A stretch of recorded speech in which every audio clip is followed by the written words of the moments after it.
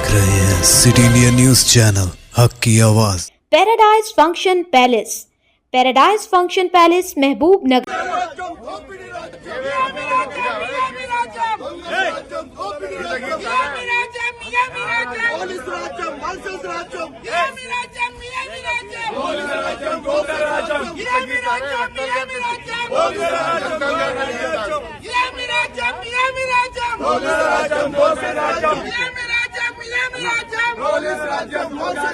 రాష్ట్రంలో 8 లక్షల ఎకరాల్లో మొక్కజొన్న పంట పండడం జరిగింది. రాష్ట్ర వ్యాప్తంగా ఇప్పటికే మొక్కలన్నీ కూడా మార్కెట్లో వచ్చి రాష్ట్ర ప్రభుత్వం కొనుగోలు కేంద్రాలు ప్రారంభించకపోవడం వల్ల రైతాంగం తీవ్రంగా నష్టపోతా ఉన్నారు.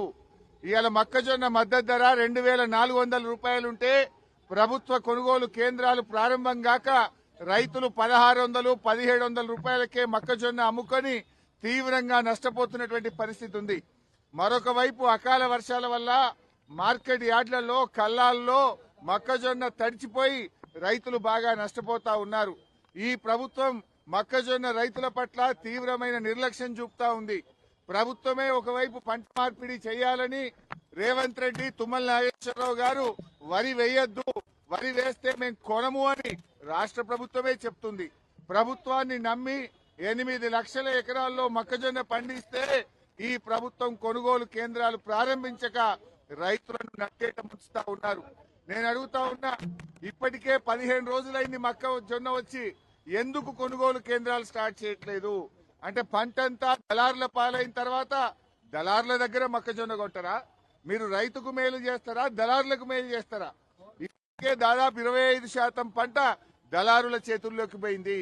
నిన్న మొన్న ఈ రోజు ఉదయం కూడా వడగళ్ల వానబడి రాష్ట్ర వ్యాప్తంగా ఇవాళ పెద్ద ఎత్తున మొక్కజొన్న, మామిడి, ఇతర పంటలన్నీ కూడా దెబ్బతిన్నాయి. మీరు పంటల బీమాని అసెంబ్లీలో ఊదరగొట్టి బడ్జెట్ స్పీచ్ లో చెప్పి ఇప్పటి వరకు పంటల బీమాను మీరు అమలు చేయలేదు. పంటల బీమా అమలు చేయరు, రైతుకు ఇన్పుట్ సబ్సిడీ కూడా ఇవ్వడం లేదు. దయచేసి మేము ప్రభుత్వాన్ని కోరుతా ఉన్నాం, రాష్ట్ర వ్యాప్తంగా గత 2-3 రోజుల్లో వడగళ్ల వాన వల్ల రైతులు బాగా నష్టపోయారు. వెంటనే వ్యవసాయ శాఖ అధికారులకు ఆదేశాలు ఇచ్చి ఎన్యూమరేషన్ చేసి ఇన్పుట్ సబ్సిడీ ఇచ్చి రైతాంగాన్ని ఆదుకోవాలని కూడా కోరుతా ఉన్నాం.